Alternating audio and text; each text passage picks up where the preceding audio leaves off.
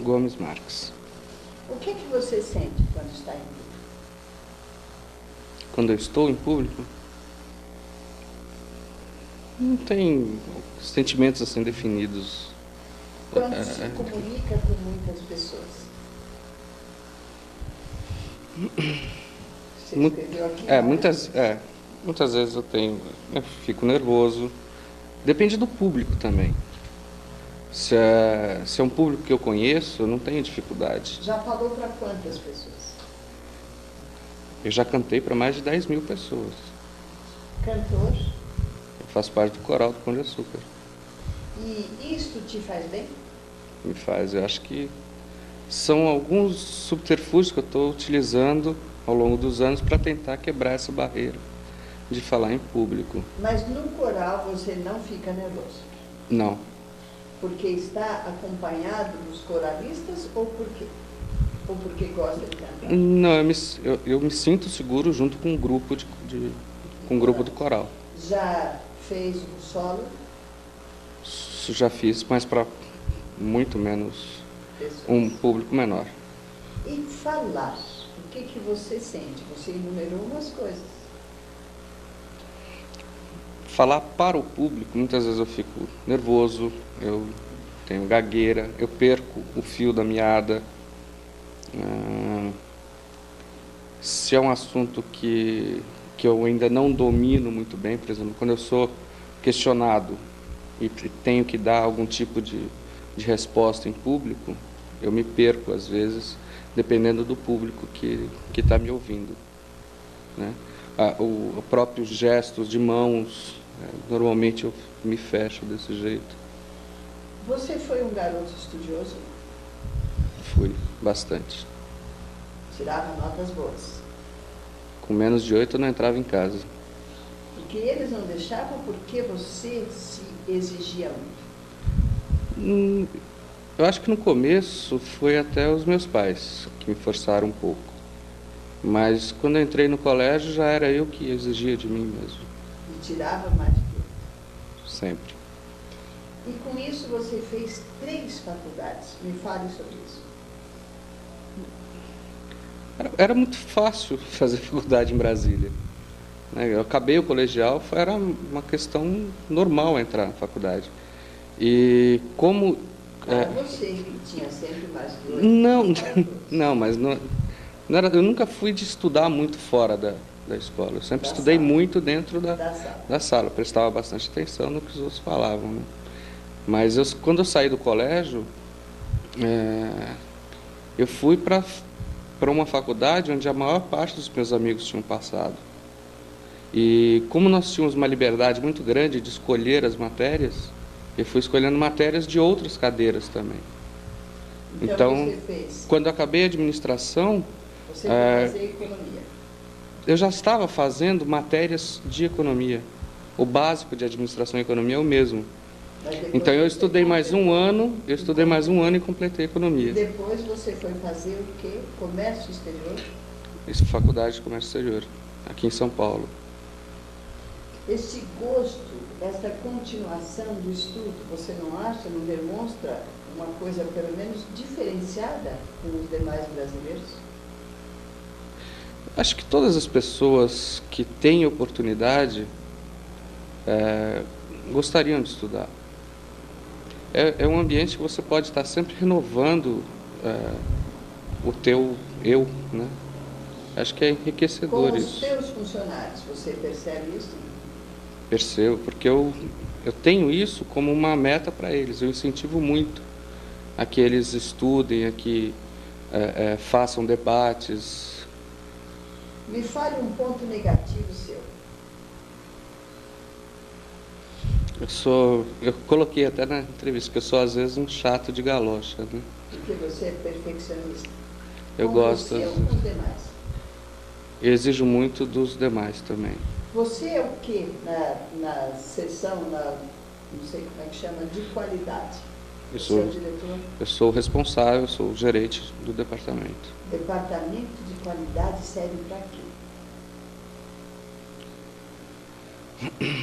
Fazer com que o nosso cliente tenha sempre, não somente o justo, mais do que ele merece. Então, só mesmo um chato de galocha, né? Muitas vezes tem que ser um chato, mas internamente eu sou mais chato ainda. Você é exigente demais. Sou. Ser perfeccionista não é uma coisa que às vezes te atrapalha um pouquinho? Muito. Em relacionamentos, dentro do trabalho. Não, sou casado. E com a mulher também você é chato de galocha? Eu acho que mais ainda. Coitada. Ela sofre bastante. Tem filhos? Tenho 2 filhas. Você também é chato de galocha? Não, as 2 são mais chatas que eu. Estão trilhando. Conseguiu perfeccionistazinhas. Elas Você são. também vai exigir que elas tenham 9 ou não entram em casa? A mais velha está no caminho. Mas eu não exijo dela. Ela graças a Deus, ela é bem espertinha. Obrigada. Tempo. Boa tarde. Eu estou aqui hoje, meu nome é Aguinaldo, e eu estou aqui hoje para falar para vocês um pouco de um conceito, da evolução de um conceito que está arraigado na vida de todo mundo, que é o conceito de qualidade. Qualidade, na realidade, é você fazer a coisa certa e ofertar a coisa certa na medida certa, de acordo com um padrão.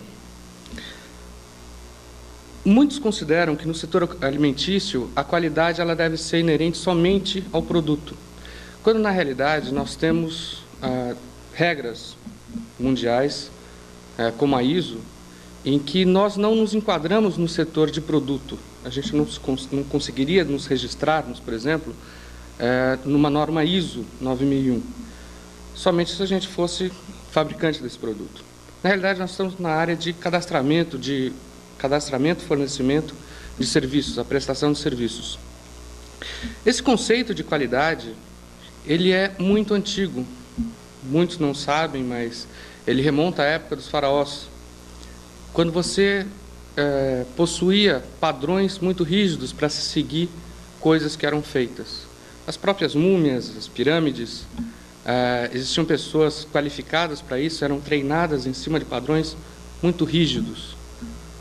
Na Idade Média, nós tivemos os castelos aí dos Luíses da vida, em que as formas para se fazer as pilastras, né, os arabescos, eram todos trabalhados, talhados, baseados numa norma também muito rígida, voltada simplesmente para agradar o cliente, que eram os reis. Na Idade Moderna, nós temos aí a Revolução Industrial, que serviu também para montar padrões na fabricação de armas, equipamentos e transportes também. Todos essas formas, esses objetos, eram feitos e determinados por um padrão muito rígido.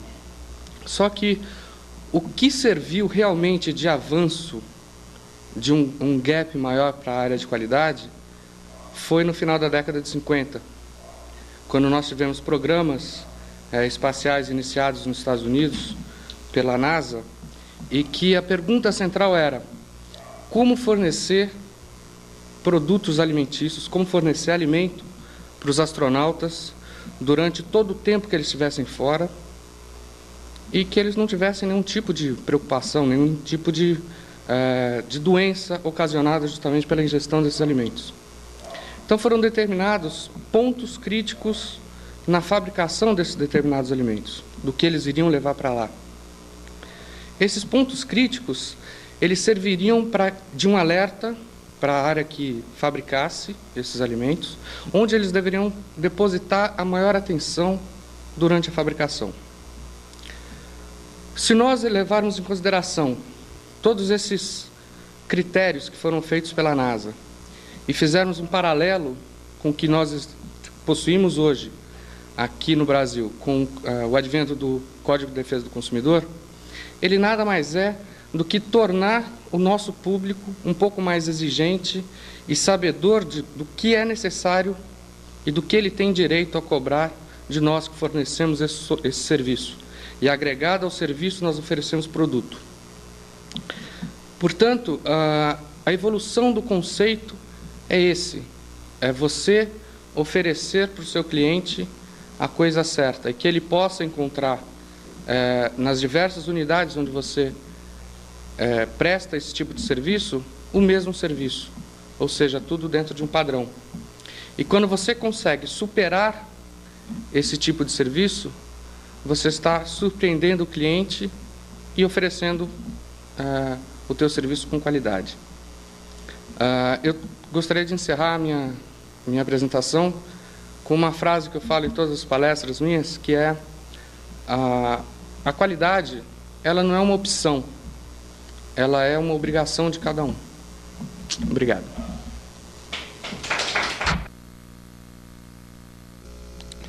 Bom dia a todos. Quero agradecer. Estou vendo aqui que estamos com quase todos os gerentes das marcas Pão de Açúcar, Extra e o gerente do Superbox também. E eu fui convidado a falar para vocês, como gerente de qualidade, eu acho que a maioria aqui já me conhece, meu nome é Aguinaldo, né? Para falar de diferenciais da nossa empresa com as demais empresas. Mas antes disso, eu queria fazer uma breve retrospectiva. O que aconteceu nesses últimos 20 anos? Há 20 anos atrás, nós éramos praticamente sócios, né? A área de supermercado era praticamente abarcada pelo Pão de Açúcar. Nós não tínhamos que nos preocupar tanto com diferenciais e oferecer coisas diferentes para os nossos clientes. Veio hipermercados, o Carrefour chegou aí com uma força muito grande, realmente oferecendo um tipo diferente de compra, foi atingindo um tipo diferente de clientes. Mas nessa época não era a busca do diferencial o essencial. Nós tínhamos um mercado altamente comprador.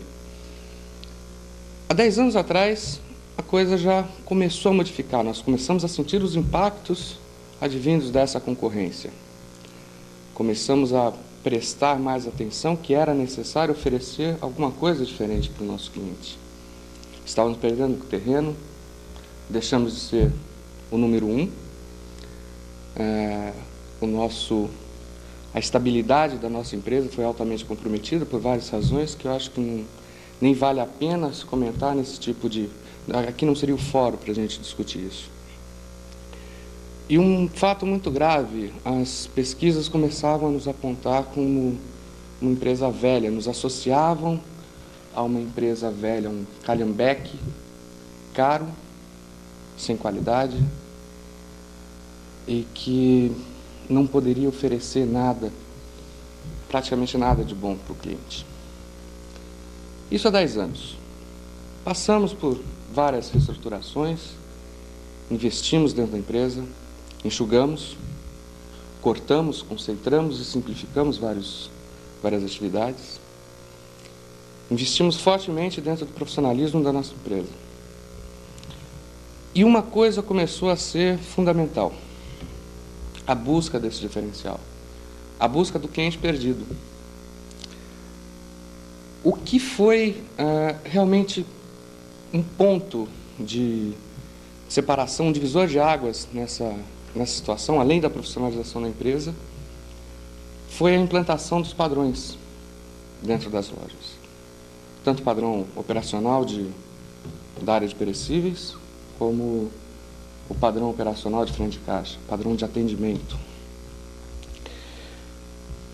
Esses padrões, eles começaram a dar um retorno para o Pão de Açúcar há coisa de 2 anos atrás, e que nós podemos notar claramente através das pesquisas que o marketing nos passa, e que grande parte dos senhores tem acesso a esses dados, em que o próprio cliente já nos vê como uma pessoa, apesar de uma certa idade, não tão idosa assim, mas já deixa a idade de lado e já começa a associar o Pão de Açúcar como uma empresa madura, uma empresa ágil, que investe em tecnologia e até um pouco rafinada, né?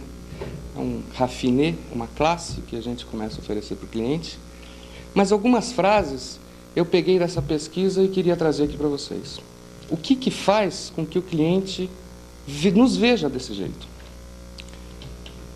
Não, É o bom dia, é o boa tarde.